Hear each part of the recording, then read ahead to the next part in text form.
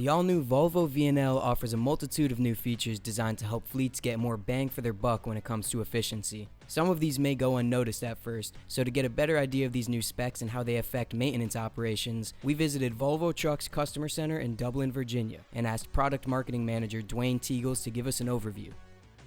When you think about maintenance or you think about the vehicle, you got to kind of look at it from a different perspective. What we've done with this from the aerodynamics side of it, it kind of ties into everything from aerodynamics to powertrain to how the after treatment system is put together to how the transmission shifts to the rear axle ratios that we're using today.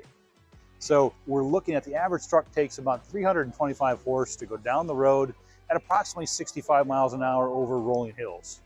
Okay, so what we've done with the aerodynamics is we've reduced that power requirement by approximately 16 horsepower at 65 miles an hour and 29 horsepower at 75 miles an hour just from the aerodynamic improvements. So what that allows us to do is use different gearing in the rear axle ratio, fastly down speeding the engine to let it run at lower RPMs. Lower RPMs over the truck's life cycle increases the overall life expectancy of the components.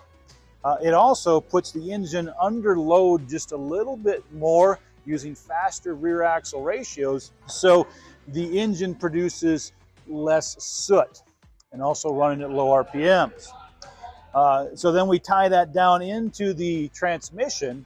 We've done things such as on the clutch, we reduced the throw on it from 4 to 2 millimeters and also increased the counter shaft brake. So it actually slows the counter shaft down to do quicker shifting in the transmission. So again, that's allowed us to use faster ratios to improve the performance of the engine and also reduce the maintenance of the truck.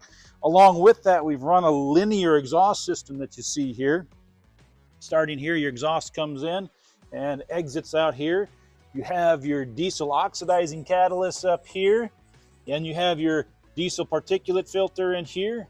You have a mixing chamber right here for your diesel exhaust fluid, and finally you have your SCR. And if you look real close here, this is sectioned into 3 sections. You can see a band clamp here, and then there's a band clamp behind here. So each one of these components can be individually serviced, reducing your overall maintenance cost.